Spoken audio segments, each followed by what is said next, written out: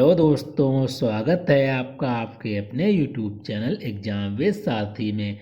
दोस्तों, जैसा कि हमने पिछली क्लास में वंशानुक्रम के बारे में पढ़ लिया था और पढ़ लिया था बाल्यावस्था के बारे में। आज की क्लास में हम पढ़ेंगे वंशानुक्रम की प्रक्रिया। यह आप लोगों का प्रथम चैप्टर चल रहा है। तो चलिए आज की क्लास को स्टार्ट करते हैं। इससे पहले अगर आप लोगों ने चैनल को सब्सक्राइब नहीं किया है, वीडियो को लाइक नहीं किया है, तो वीडियो को लाइक कर दीजिए और चैनल को सब्सक्राइब कर लीजिए। तो चलिए क्लास को स्टार्ट करते हैं। वंशानुक्रम की प्रक्रिया। मानव शरीर जो है कोषों का योग है। मानव शरीर जो कोष यानी सेल का योग है।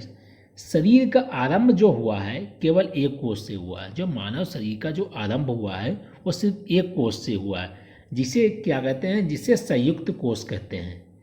यह कोष जो है पहले 2, फिर 4, फिर 8 और फिर 16, फिर 32 तथा इसी क्रम में संख्या में आगे बढ़ता रहा। यह जो कोष था, जो मानव शरीर का जो कोष है, जो मानव शरीर का जो आरंभ है एक कोष से हुआ। और यह कोष जो है पहले 2, फिर 4, फिर 8, फिर 16, फिर 32 तथा इसी क्रम में संख्या में आगे बढ़ता रहा। संयुक्त कोष दो उत्पादक कोषों का योग होता है। जो संयुक्त कोष होता है वो दो उत्पादक कोषों का योग होता है। इसको हल्का सा और छोटा कर लें। इसमें इनमें से एक कोष जो होता है वो पिता का होता है। इसमें दो कोष होते हैं। जो संयुक्त कोष होता है उसमें दो कोष होते हैं। एक तो जैसे होगा पिता का हो गया, इसे क्या कहते हैं, पितृ कोष, जिसको क्या कहते हैं, स्पर्म। ठीक है। दूसरा जो कोष होगा वो माता का होता है, जिसे मातृ कोष कहते हैं, जिसे ओयम आप लोगों ने पढ़ा होगा कहते हैं। उत्पादक कोष भी संयुक्त कोष के समान संख्या में बढ़ते हैं। जो उत्पादक कोष भी होता है वो भी संयुक्त कोष के समान बढ़ते हैं। और संयुक्त कोष जो होते हैं वो किन दो उत्पादक कोषों का योग होता है। ये दो उत्पादक कोष कौन कौन से होते हैं? एक पितृकोष होता है, एक दूसरा मातृकोष होता है। तो चलिए अब हम पढ़ते हैं। पुरुषों और स्त्रियों के प्रत्येक कोष में जो होते हैं 23 गुणसूत्र होते हैं। जो पुरुष होता है उसमें भी 23 गुणसूत्र होते हैं और जो स्त्री होती है उसमें भी 23 गुणसूत्र होते हैं, जिसे क्रोमोसोम कहते हैं। इसी प्रकार संयुक्त कोष में गुणसूत्रों के 23 जोड़े होते हैं। संयुक्त जो कोष होता है उसमें 23 जोड़े होते हैं। गुणसूत्रों के संबंध में मन ने लिखा है, मनोवैज्ञानिक हुए हैं, उन्होंने मन ने गुणसूत्रों के संयोग के बारे में लिखा है कि हमारी सब असंख्य परंपरागत विशेषताएं, जो हमारी जो परंपरागत जो विशेषताएं हैं, ये इन 46 गुणसूत्रों में निहित होती। 23 गुणसूत्र हो गए पुरुष के, 23 हो गए स्त्री के। इन्हीं ये 23 दोनों मिलके हो गए 46 गुणसूत्र।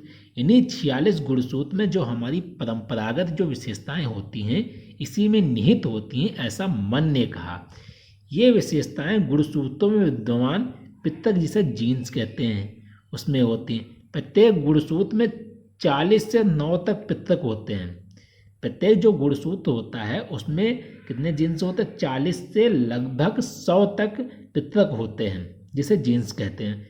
प्रत्येक पितृक का एक गुण या विशेषताएं होती है। जो प्रत्येक जो जीन्स होता है उसका एक गुण होता है और विशेषताएं होती हैं। यही निर्धारित करती हैं कि मतलब बालक के अंदर कैसी विशेषताएं आएंगी। ये सभी जो होती हैं ये पितृक, ये जो जीन्स होते हैं ये निर्धारित करते हैं। इसीलिए इन पितृक को वंशानुक्रम निर्धारक कहते हैं। ये जो पितृक होते हैं इनको वंशानुक्रम निर्धारक कहते हैं, क्योंकि इन्हीं के माध्यम से बालक के अंदर विशेषताएं उत्पन्न होती हैं। यही पितृक शारीरिक एवं मानसिक गुणों को एक पीढ़ी से दूसरी पीढ़ी तक पहुंचाते हैं। जो जीन्स होते हैं यही जो शारीरिक एवं मानसिक जो गुण होते हैं वो एक पीढ़ी से दूसरी पीढ़ी तक पहुंचाते हैं। तो चलिए अब हम देखते हैं कि जो संयुक्त कोष जिसके बारे में हम पढ़ रहे थे, संयुक्त कोष जो होता है एक पितृ कोष।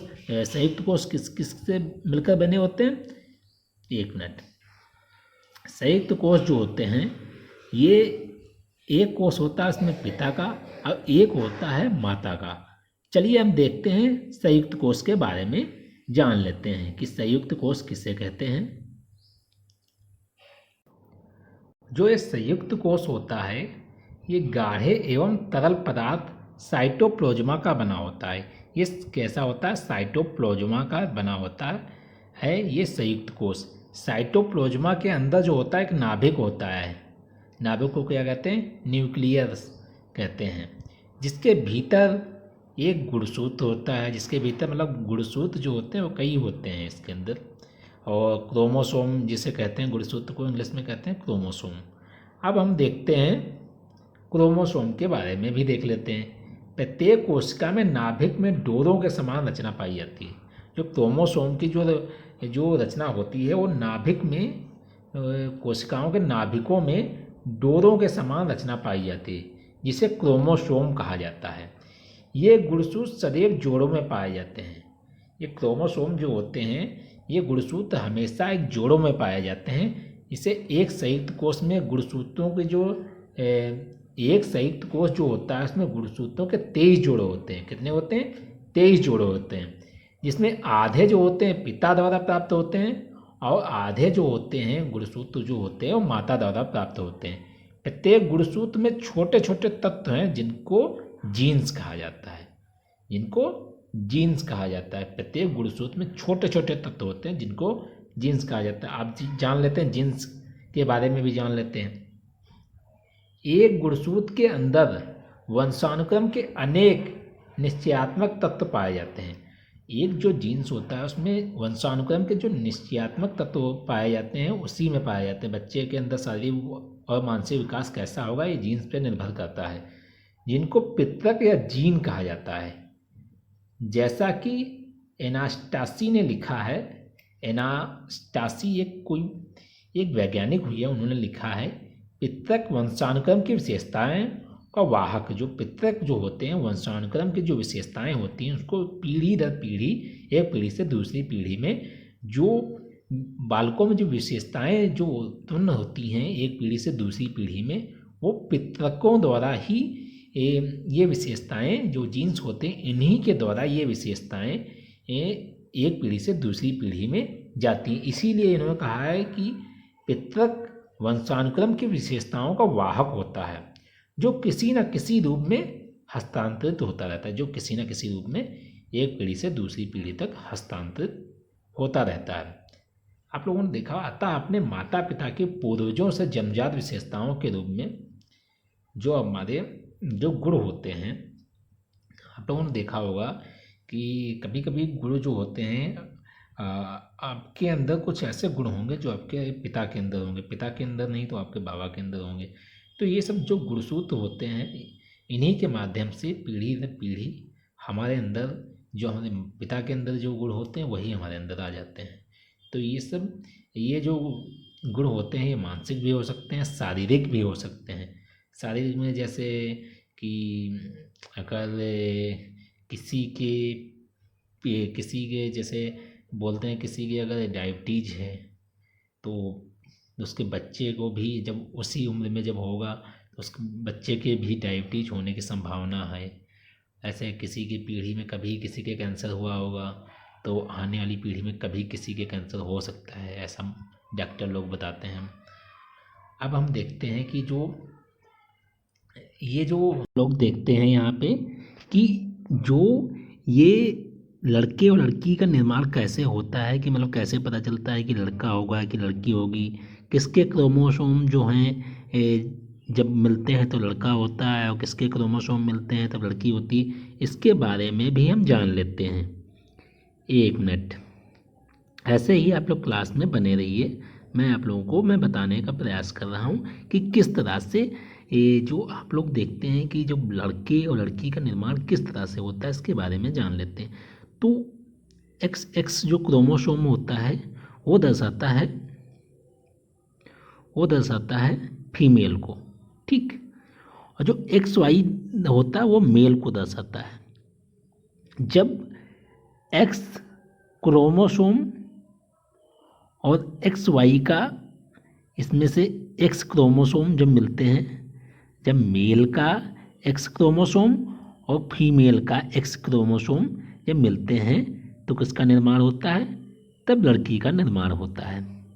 जब दोनों एक ही जब प्रोसेस होती है जब दोनों निषेचन क्रिया के द्वारा जब एक्स क्रोमोसोम और मेल का एक्स या वाई क्रोमोसोम अगर एक्स क्रोमोसोम निषेचन करेगा तो वहाँ पे लड़की होने की संभावना होती है, और अगर फीमेल का एक्स और मेल का वाई, तब वहाँ पे जो होती संभावना लड़के के होने की संभावना होती है।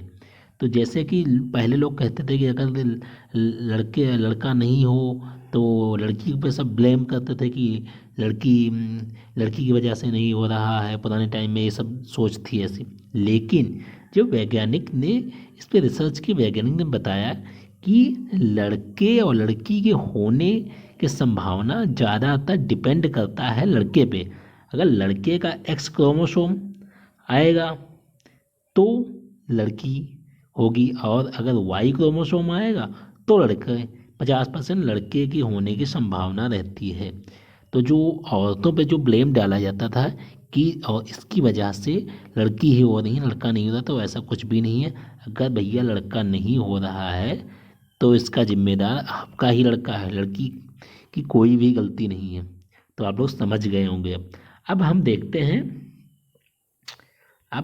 हैं वंशानुक्रम के जो नियम हैं इनके बारे में हम देख लेते हैं।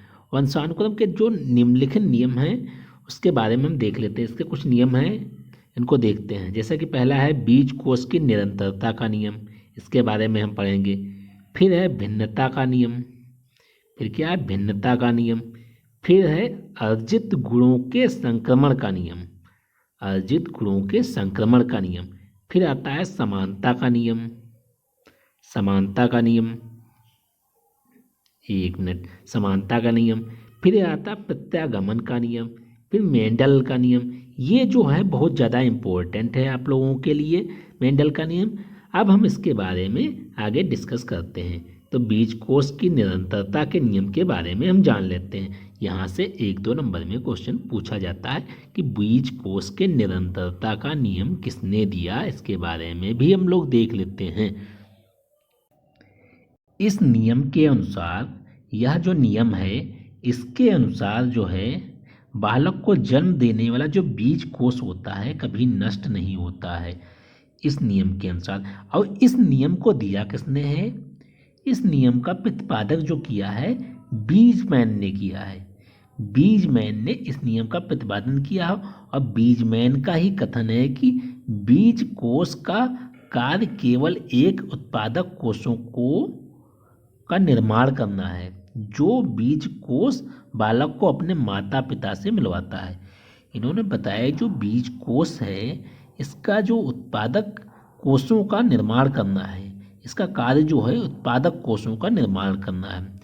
और जो बीज कोष होता है वो बालक को अपने माता पिता से मिलता है। बीज कोष जो है बालक को अपने माता पिता से मिलता है, उससे वह अपनी अगली पीढ़ी में हस्तांतरित करता है। उन्होंने कहा उससे वह अगली पीढ़ी में हस्तांतरित करता है, बीजमैन ने ऐसा कहा। इस प्रकार बीज कोष पीढ़ी दर पीढ़ी चलता रहता है। इन्होंने बताया जो बीज कोष है वो पीढ़ी दर पीढ़ी चलता रहता है। पहले पिता को पुत्र देता है, पुत्र जो होता है पिता को उस पुत्र दिया, पुत्र ने अपनी अगली पीढ़ी में ये जो है बीज कोष को हस्तांतरित किया, ऐसा बीजमैन ने कहा। इसकी बड़ी आलोचना किसने की, इसकी फिर आलोचना की, इसकी भैया जब बहुत ज़्यादा आलोचना कर दी किसने की, और सही भी आलोचना की, BN झा ने इसकी आलोचना की। पहले तो यही मानता गया कि हाँ सही बात, फिर बाद में इसकी आलोचना किसने कर दी, इसकी आलोचना एक BN झा वैज्ञानिक हुए, उन्होंने इसकी आलोचना कर दी। और उन्होंने आलोचना कैसे की हम आपको बताते हैं। इस सिद्धांत के अनुसार माता पिता बालक के जन्मदाता ना होकर केवल एक बीज कोष के संरक्षक हैं। इन्होंने कहा कि ये जो माता पिता हैं ये बालक के जन्मदाता नहीं हो सकते, केवल बीज कोष के संरक्षक हैं। ये बीजमैन अगर ऐसा मान रहे हैं तो उसका मतलब तो यही है कि बालक के जन्मदाता माता पिता हैं ही नहीं। ऐसा जो BN झा जो वैज्ञानिक हुए उन्होंने इसकी आलोचना करते हुए कहा, जिसे वह अपने संतान को देते हैं, जिससे वह अपने संतान को जो बीज कोष के संरक्षक हैं और वो अपने संतान को देते हैं। बड़ी मतलब बड़ी कड़ी वाली आलोचना कर दी इनकी। और फिर बीजकोष एक पीढ़ी से दूसरी पीढ़ी को इस प्रकार हस्तांतरित किया जाता है इस तरह ने बोला कि इस तरह से हस्तांतरित किया जाता है जैसे कि आप लोग जैसे कि मानो कि एक बैंक से निकलकर दूसरे बैंक में, जैसे मैंने एक पैसा कोई निकाला, ठीक, और एक रुपया जैसे मैंने उन्होंने कहा कि ये तो बिल्कुल ऐसी बात हो गई कि हम एक बैंक गए, ठीक, ये बैंक जैसे HDFC हम गए मान लिया, ठीक। अब HDFC से हमने निकाला एक रुपया निकाल के HDFC से हमने डाल दिया पंजाब नेशनल बैंक में डाल दिया है। ऐसे उन्होंने यहाँ पे आलोचना की कि भैया कि हम एक बैंक से निकाल कर रुपए को दूसरी बैंक में डाल दिया, दूसरे बैंक में रख दिया वो रुपये। सेम यही बीजकोष जो बीजमैन है वो भी यही बता रहे हैं कि बीजकोष है, एक पीढ़ी से दूसरी पीढ़ी को हस्तांतरित किया। ये तो फिर वही बात हो गई जैसे एक बैंक से एक रुपया निकाला दूसरी बैंक में डाल दिया। ऐसी आलोचना कर दी BN झा ने। यह मत वंश क्रम की संपूर्ण प्रक्रिया की व्याख्या नहीं कर पाने के कारण अमान्य है। उन्होंने कह दिया ये संपूर्ण जो प्रक्रिया है उसकी व्याख्या नहीं कर रहा है, इसलिए यह अमान्य है। BN झा ने इसकी ऐसी आलोचना करते हुए यह कह दिया। अब हम देखते हैं समानता का नियम। इसके बाद आया समानता का नियम, इसके बारे में भी देख लेते हैं हम लोग। इस नियम के अनुसार जैसे माता पिता होते हैं वैसे ही उनकी संतान होती है। यह जो नियम था इसके अनुसार जैसे कि माता पिता हैं सेम संतान उसकी जो होगी उसकी कार्बन कॉपी होगी, ठीक, ऐसा माना। इस नियम को स्पष्ट करते हुए सोरेनसन ने लिखा, जो सोरेनसन एक वैज्ञानिक हुए हैं, एक दूसरे की लोग आलोचना करते रहते थे क्योंकि उन्हें लगता था कि ये जो इन्होंने नियम दिया है ये नियम कुछ सही नहीं लग रहा है, क्योंकि वो भी एक बुद्धिजीवी इंसान थे। तो उन्होंने इसकी आलोचना की, बुद्धिजीवी इंसान ही किसी चीज़ में अच्छा तर्क दे सकते हैं, तो उन्होंने इसकी आलोचना की। बुद्धिमान माता पिता के बच्चे बुद्धिमान, साधारण माता पिता के बच्चे साधारण, और मंद बुद्धि के माता पिता के बच्चे मंद बुद्धि होते हैं। उन्होंने कहा कि मैंने देखा है बुद्धिमान माता के पिता के जो बच्चे हैं वो तो चलो बुद्धिमान होंगे, ठीक, साधारण माता पिता के बच्चे साधारण होंगे, और मंद बुद्धि के माता पिता के बच्चे मंद बुद्धि होंगी। अगर इसी नियम को अगर हम मान लें, समानता का नियम अगर हम मान लें, इसी प्रकार शारीरिक रचना की दृष्टि से माता पिता की समान होते हैं। यह नियम भी अपूर्ण, क्योंकि उन्होंने कहा कि अगर यह नियम अगर हम लागू करें तो यह नियम जो है अपूर्ण है, क्योंकि आप लोगों ने देखा हुआ है अगर कोई बॉडी बिल्डर है तो उसका ज़रूरी नहीं उसका जो बेटा होगा वो भी बहुत बड़ा बॉडी बिल्डर होगा, उसकी भी अस्थियाँ सब कुछ मजबूत होंगी। जैसे और उन्होंने एक आलोचना करते हुए यह भी कहा क्योंकि पहला देखा गया है कि काले माता पिता की संतान गोरी और मंद बुद्धि माता पिता की संतान बुद्धिमान होती है। यह भी तो देखा गया है कि कभी कभी आप लोगों ने अपने आसपास में देखा होगा कि अगर दो काले, मतलब यहाँ पे मैं किसी भेदभाव नहीं कर रहा, किसी रंग के बारे में कोई भेदभाव नहीं कर रहा, लेकिन मैं आप लोगों को समझाने के लिए बता रहा हूँ कि आप लोगों ने देखा हुआ कोई अगर काला है तो उसका पुत्र हो सकता है गोरा हो, तो ज़रूरी थोड़ा है कि जो काला होगा उसका पुत्र जो होगा काला ही होगा, मंदबुद्धि जो होगा उसका पुत्र मंदबुद्धि होगा, ऐसा तो संभव नहीं है ना। तो यह नियम भी अमान्य कर दिया गया कि यह नियम भाई सही नहीं है। फिर आता है विभिन्नता का नियम, इसको भी हम लोग देख लेते हैं कि विभिन्नता का नियम क्या कहता है।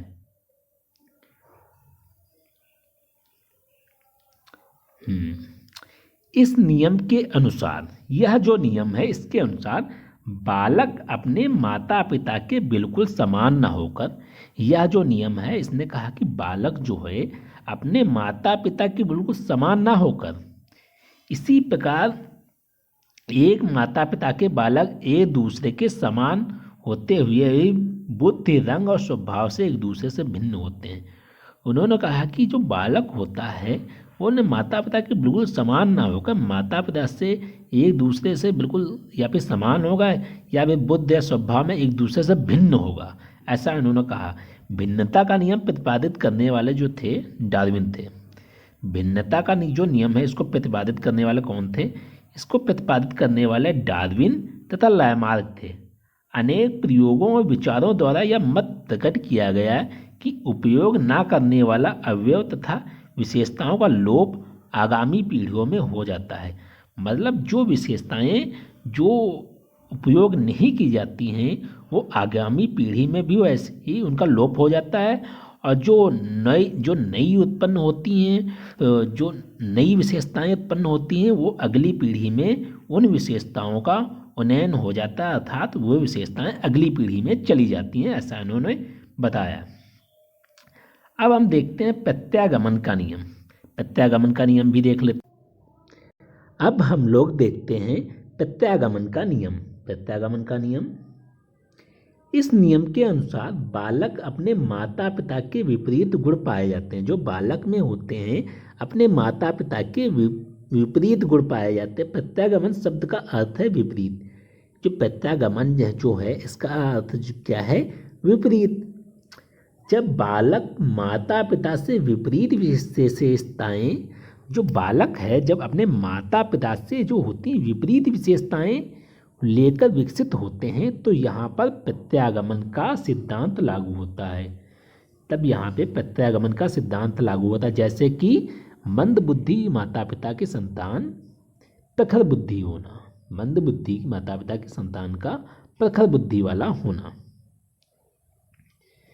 इस नियम के संदर्भ में विद्वानों ने निम्न धारणाएं प्रस्तुत की। इस नियम के संदर्भ में विद्वानों ने जो अपनी निम्न धारणाएं, अपनी सोच प्रस्तुत की, उसको भी हम लोग देखते हैं। यदि वंश सूत्रों का मिश्रण सही रूप से नहीं हो पाता है, ये जो वंश के सूत्रों का जो मिश्रण होता है, क्रोमोसोम, इन सब चीज़ों का मिश्रण जो होता है सही रूप से नहीं हो पाता है तो विपरीत विशेषताओं वाले बालक विकसित होते हैं। तो विपरीत विशेषताओं वाले बालक विकसित होते हैं। ये जो विशेषताओं वाले जो बालक होते हैं यह दो प्रकार के होते हैं। कौन कौन से? एक हो जाते हैं जागृत, कहते हैं अर्जित गुणों के संक्रमण का नियम। अर्जित गुणों के संक्रमण का नियम। इस नियम से पहले यह मान्यता थी कि माता पिता द्वारा, इस नियम से पहले यह मान्यता थी कि माता पिता के द्वारा अपने जीवन काल में अर्जित किए जाने वाले गुण उनकी संतान को प्राप्त नहीं होते।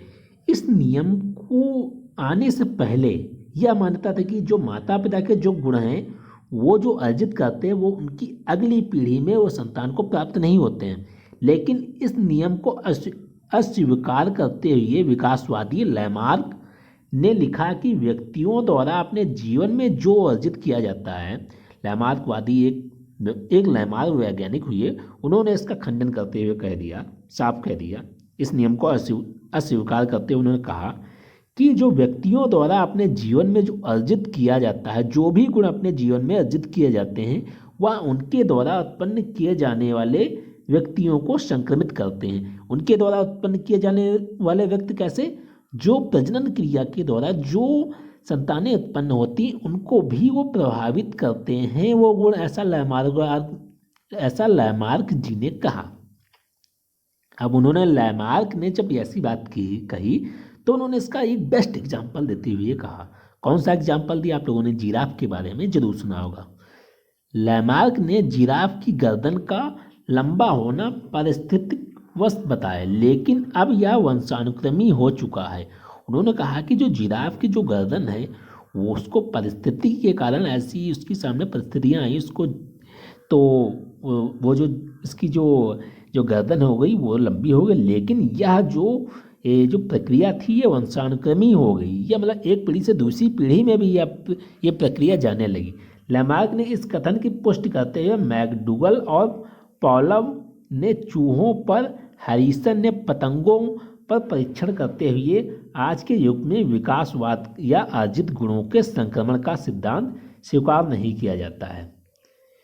मतलब जो उन्होंने चूहों पे जैसे उन्होंने प्रयोग किया, मैकडूगल ने, पॉलव ने चूहों पे प्रयोग किया और हैरिसन ने पतंगों के परीक्षण पे ये प्रयोग किए, तो आज के युग में विकासवाद या अर्जित गुणों के संक्रमण का सिद्धांत स्वीकार नहीं किया जाता।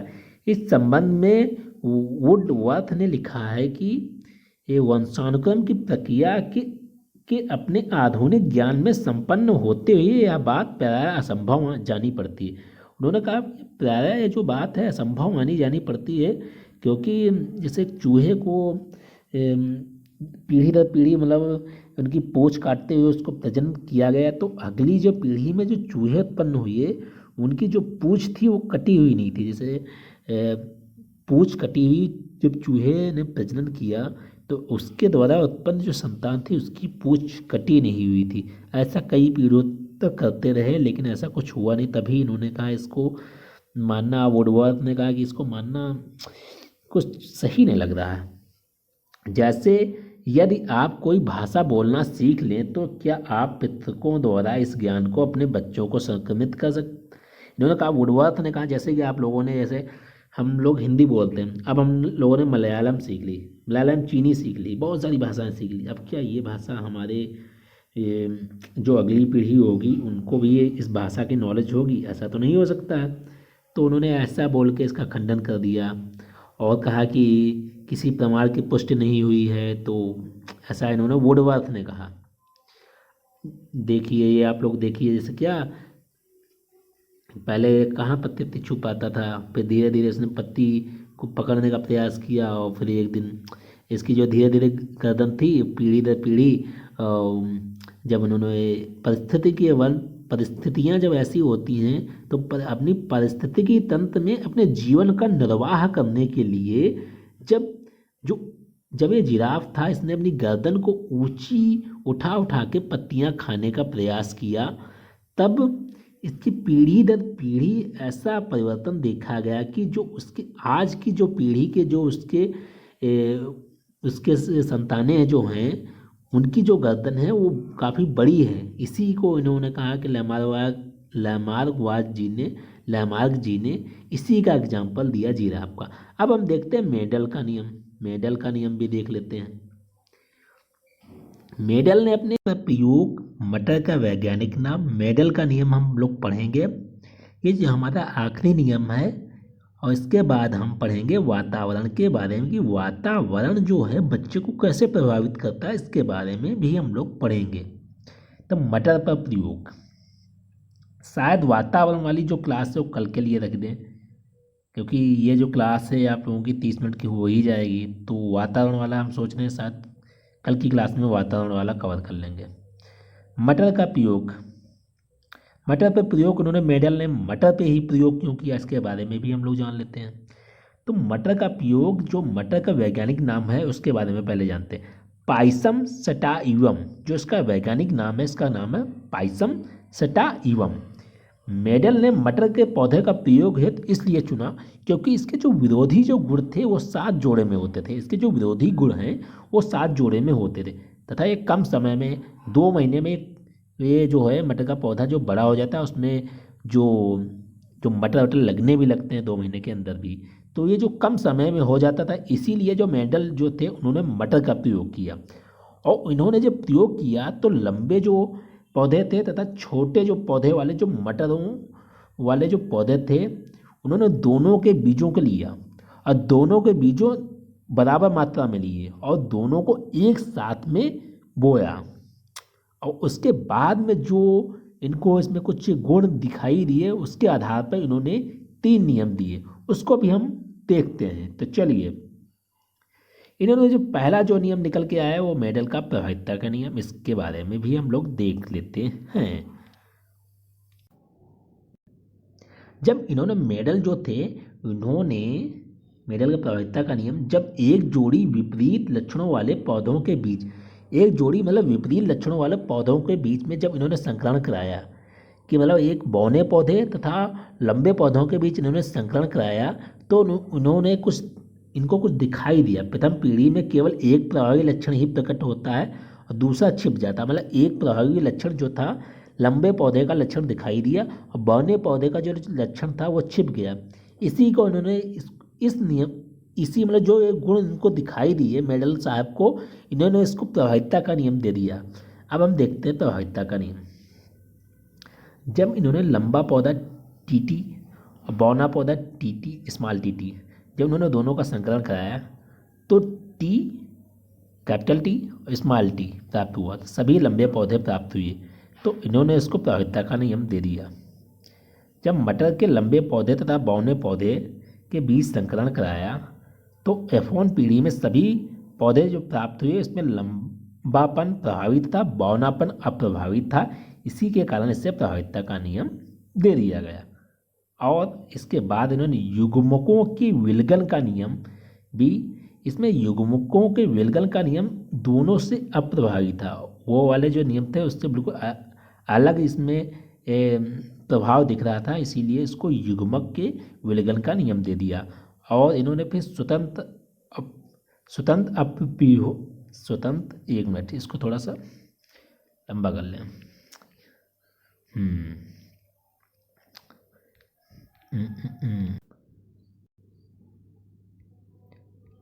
स्वतंत्र अवव्यूहन का नियम, इसमें जो था इन्होंने जो बौने पौधे थे और इसमें तीन तरह के पौधों का संग्रहण इन्होंने संग्रहण कराया।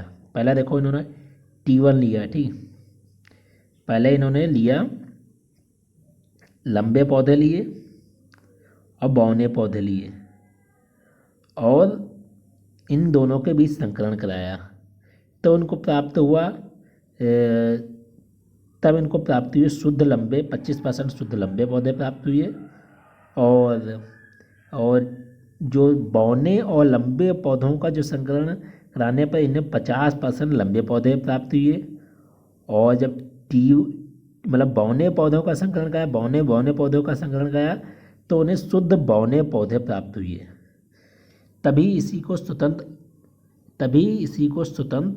ये तो हिल जाता है, तभी इन्होंने इसको स्वतंत्र अवव्यूहन का नियम इन्होंने इसको दे दिया।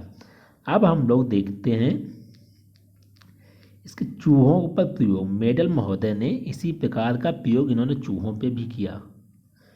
इन्होंने चूहों पे जब प्रयोग किया तो उन्होंने काले और सफ़ेद चूहों का समागम कराया। उनसे उत्पन्न वाले सभी चूहे काले थे। काले और सफ़ेद जब चूहों का समागम कराया तो उनसे उत्पन्न वाले सभी जो चूहे थे वो कैसे थे? सभी चूहे काले थे। इसके बाद उन्होंने एक वर्ण संकर मतलब अलग जाति के चूहों पर परस्पर समागम कराया तो उनसे काले एवं सफ़ेद दोनों प्रकार के चूहे पैदा हुए। इसका अनुपात जो था 3:1 था। इसमें 3 जो थे चूहे काले थे और एक सफ़ेद चूहा था। सफ़ेद चूहों के परस्पर समागम से सभी सफ़ेद पौधे, जब सफ़ेद चूहों का समागम कराया तो सभी जो चूहे उत्पन्न हुए वो सभी सफ़ेद थे।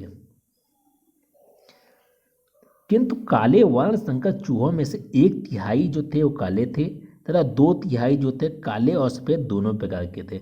1/3 जो थे वो काले थे और 2/3 कैसे थे? काले और सफ़ेद दोनों थे। उपयुक्त दोनों प्रयोगों में निष्कर्ष निकलता है कि जो उन्होंने दोनों प्रयोग किए इस पर निष्कर्ष निकलता है कि नर और मादा के गुणों सूत्रों में कुछ व्यक्त तथा कुछ सुप्त रूप होते हैं। कुछ व्यक्त होते हैं जो दिखाई देते हैं, कुछ सुप्त जो छुपे होते हैं। व्यक्त गुण अभाव में सुप्त गुण प्रधान होते हैं। जब व्यक्त गुणों का अभाव होता है तो सुप्त गुण जो होते हैं उनका ज़्यादा प्रभाव होता है। अब हम लोग देख लेते हैं बाल विकास को प्रभावित करने वाले वंशानुक्रमी कारक। बाल विकास को प्रभावित करने वाले जो वंशानुक्रमी कारक होते हैं उनके बारे में भी हम लोग देख लेते हैं।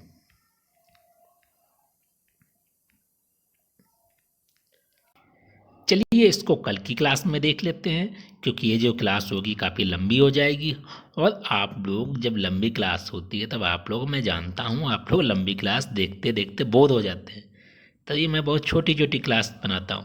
और छोटी क्लास में देखिए पूरा का पूरा सिलेबस कंप्लीट हो जाता है। मैं ऐसा कुछ भी नहीं करता, मैं शॉर्ट में पढ़ाने की कोशिश बिल्कुल नहीं करता हूँ। मैं एक एक चीज़ लेके चलता हूँ। मेरा उद्देश्य सिर्फ आप लोगों का BTC क्लियर नहीं कराना है, मेरा उद्देश्य है आप लोगों को शिक्षक बनाना और आगे आप लोगों को जो जो चीज़ें आप लोगों के टेट सीटेट सुपरटेट में जो भी चीज़ें आएंगी वो सारी चीज़ें मैं प्रोवाइड करने का प्रयास करता हूँ। अभी मैं शॉर्ट में पढ़ा दूँ तो आप लोग पीटीसी से पास हो जाएंगे। आप लोगों को बेसिक नॉलेज बिल्कुल होगा ही नहीं। तभी मैं हर चीज़ को लेकर चल रहा हूँ। कुछ चीज़ें ऐसी भी हैं इसमें, मैं मानता हूँ, जो आप लोगों के एग्ज़ाम में नहीं पूछी जाएंगी। लेकिन मैं एग्ज़ाम की दृष्टि से मैं आप लोगों को नहीं पढ़ा रहा हूँ।